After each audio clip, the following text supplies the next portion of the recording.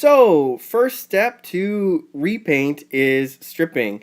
So, what I'll usually do is start off with a degreaser, and I'll go with a super clean for this one. I've used it a few times and it works perfectly fine.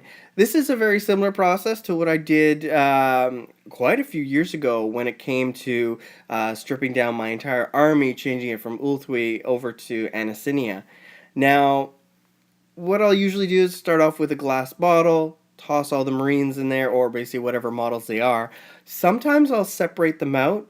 On the left here are GW paints. On the right are, I don't even know what the paints are. Some are GW, some are, I think, test. I don't know what the heck they are. But just to keep them separated, just in case one actually kind of chews through and cleans up faster, I'm not waiting for everything. Right here you see about, maybe 50, 55 Marines or so. So it's a half decent sized bottle. Now, I like to go with glass because I can see through it, and it just gives me a good idea of how the progress is going. You could use any container that isn't affected by the degreaser. The degreaser is caustic, so be careful when you're handling it. Um, typical things. Don't put your hands in it too much. Try and use gloves, things along those lines, because it can start to really wear down your skin.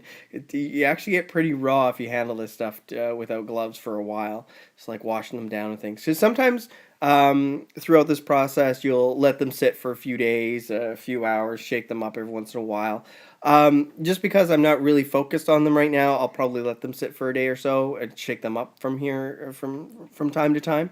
But overall, it should be just sitting there, shake it up once in a while, and then what I'll do is I'll rinse them off, and if I have to, use like a toothbrush or something to get any little remnants off. But for the most part, if it's GW paints, it just falls right off really nicely. Basically any water-based paints for the most part.